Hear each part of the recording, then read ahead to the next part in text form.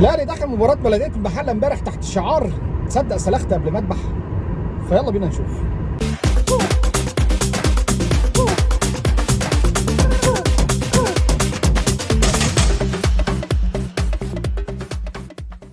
السلام عليكم ورحمه الله وبركاته. انا احمد صبري ودي الكوره مع افوكاتو، وانا ببدا حلقه النهارده تحت الشعار يا عبد الصمد. بقالنا كتير قوي ما عملناش اي فيديوهات، ده بعد الغم اللي غمه لنا المنتخب وبعد الاداء بتاع الاهلي في افريقيا برضو اللي ما كانش يعني عاجبني قوي.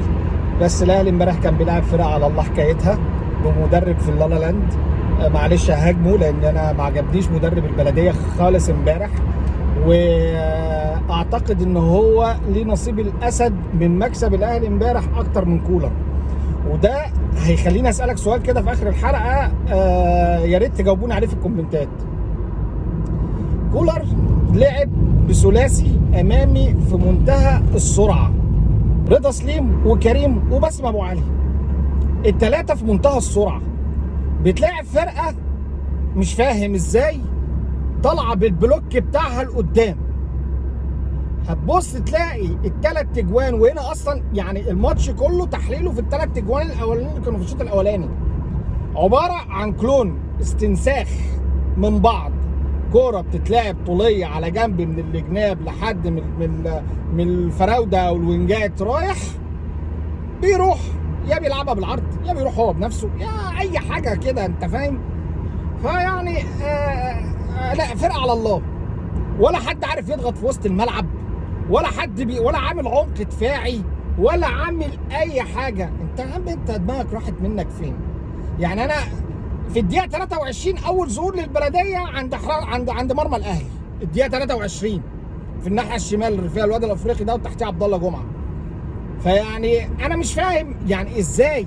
طب ما اتفرج كده على علي ماهر لما بيجي يلاعب الاهلي بيعمل ايه؟ على طول بيسقط خط ظهره لورا، لان الاهلي اصلا خط هجومه سريع. يا راجل ده فرق افريقيا بتدافع قدام الاهلي، انت داخل تعمل ايه؟ يعني انا مش فاهم ايه حجم مش عارف اقول ايه، والله العظيم مش عارف. يعني 3 كور استنساخ من بعض، وبعد كده ينزل مودست في الشوط الثاني وانت خلاص بقى ما انتش محتاج حاجه. طب تعالى كده نتفرج على كولر بقى عمل ايه. كولر كان بيعمل حاجه غريبه امبارح شويه. يعني كريم ندفد في وسط الملعب هو المدافع الوحيد بتاع الاهلي، كان بيلعب 4-1 والاثنين الثمانيات اللي هو قفشه وامام عاشور. الغريبه ان هو ما كانش مديهم اي ادوار دفاعيه، يعني الناس دي ما كانتش بترد، كان مدي الادوار الدفاعيه للاثنين الوينجات. ودي التركه اللي كان عاملها كولر. يعني انا مش شايف ان كولر عمل غير التركه دي.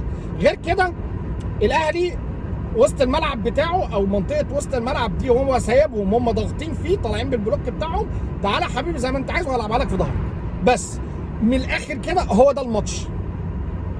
ناهيك بقى عن الظهور الحلو لعمر كمال، الراجل اللي لعب باك شمال امبارح، وتحس كده ان الراجل دوت بيلعب في كل حته، طالع بكل الادوار.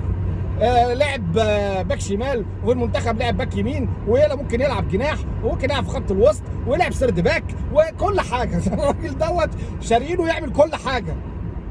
التغييرات عجباني، وتغييره عمرو السوليه لما حصلت خلت قفشه يتحرر اكتر ويخش جوه الملعب ولعب الكره الجول بتاع مودست دوت.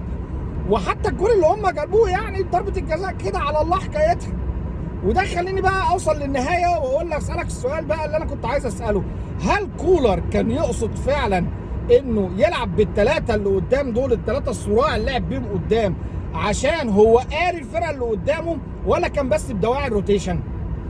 ده السؤال بقى اللي انا بصراحه ما كنتش عارف. هل فعلا كولر كان يقصد كده قرا الفرقه اللي قدامه ولا لا؟ يا ريت اسمع الاجابات دي في الكومنتات. بس كده، وعجبكم الكلام دوت ما تنساش اللايك الشير الكومنت سبسكرايب، ولو انت بتتفرج عليا من على الفيسبوك يا ريت تروح تشترك في القناه. سلام.